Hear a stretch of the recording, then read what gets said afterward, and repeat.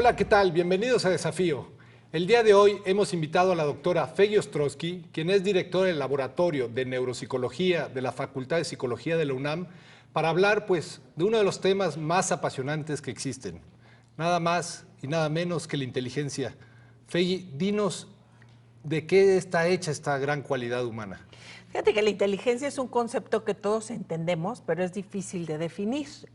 Originalmente viene de latín y quiere decir hacer una elección o una elección sabia, pero pues es difícil, ¿cómo sabemos cuándo se hizo una elección sabia o no? Y entonces hay múltiples definiciones de inteligencia.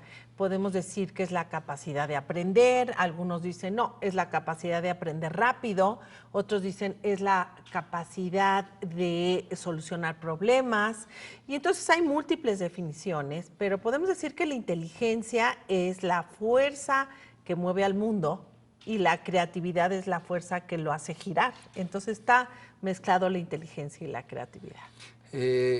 Recientemente, hace algunas décadas ya un autor, un psicólogo, Howard Gardner, de pronto rompió con toda esta idea que teníamos de la inteligencia y de pensar que era una sola forma.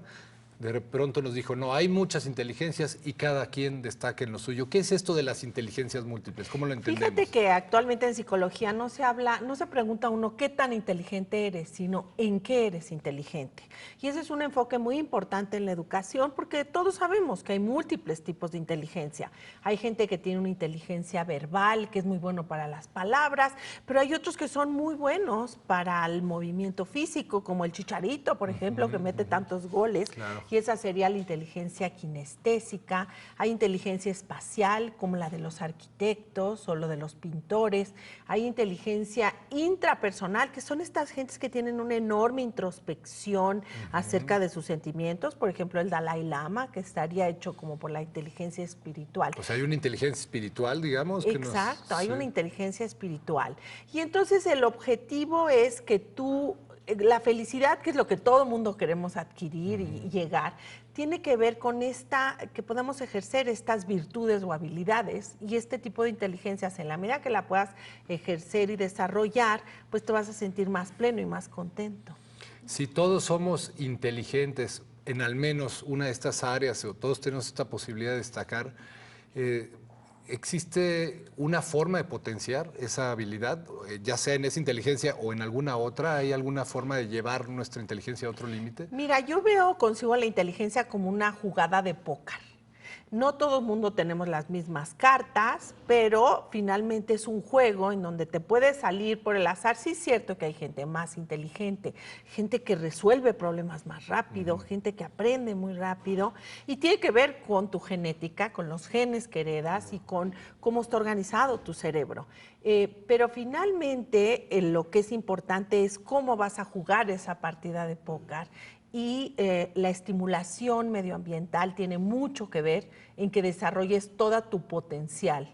Entonces creo que eso es importante en la educación, es que tú puedes tener estas inteligencias básicas, que tengas esta habilidad personal, pero eso no implica que no puedas aprender a desarrollar las otras inteligencias y eso es lo que debe hacer la educación. Cuando uno tiene o está cerca de un niño, se da cuenta cómo empiezan a despertar estas virtudes y estas habilidades y de pronto se detecta que es más hábil para esto, que tiene cierta inclinación a los números.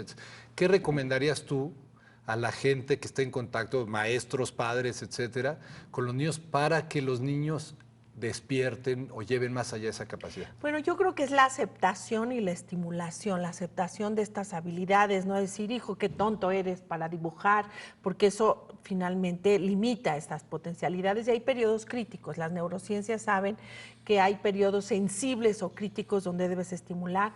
Los primeros 3 años, los primeros 6 años, podemos decir que son periodos en donde el cerebro es como una esponja y absorbe mucha más información. Entonces los educadores, los padres deben fomentar todas estas habilidades. Finalmente podemos decir, por ejemplo, que Mozart, que fue un genio, porque la genialidad tiene que ver con esta inteligencia sobresaliente y esta capacidad de creatividad extraordinaria, pues probablemente no hubiera surgido en Alaska, ¿no? Entonces creo que el medio ambiente debe dar todas estas oportunidades para que los que tienen estas capacidades le ejerzan y en las que no eres tan bueno, porque todos tenemos estas que no eres tan bueno. Yo, por ejemplo, para orientarme en el espacio no soy muy buena. Puedes aprender y entonces eso hace que tu cerebro sea más pleno, más completo y ejerzas todas estas capacidades y el potencial con el que naces. Ya que hablaste de Mozart y de la genialidad, justamente es una de las preguntas que se hace la gente. Dicen, ¿los genios nacen? ¿Son seres que vienen superdotados por alguna circunstancia?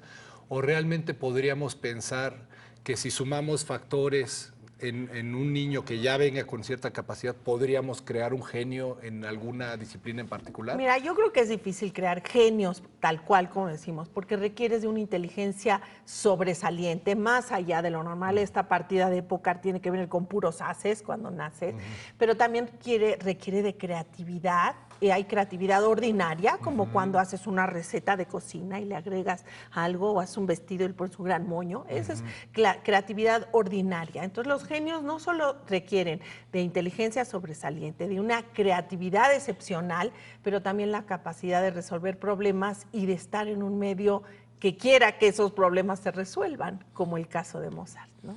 Fey, pues muchísimas gracias. Creo que nos arrojas luz sobre un tema que sabemos es mucho más profundo y complejo, pero que sin duda con esto das la pauta para que todos observemos la inteligencia de los demás y sobre todo la nuestra y la creatividad, que es fundamental. Así que muchas gracias. Al contrario. Esto fue Desafío. Muchas gracias.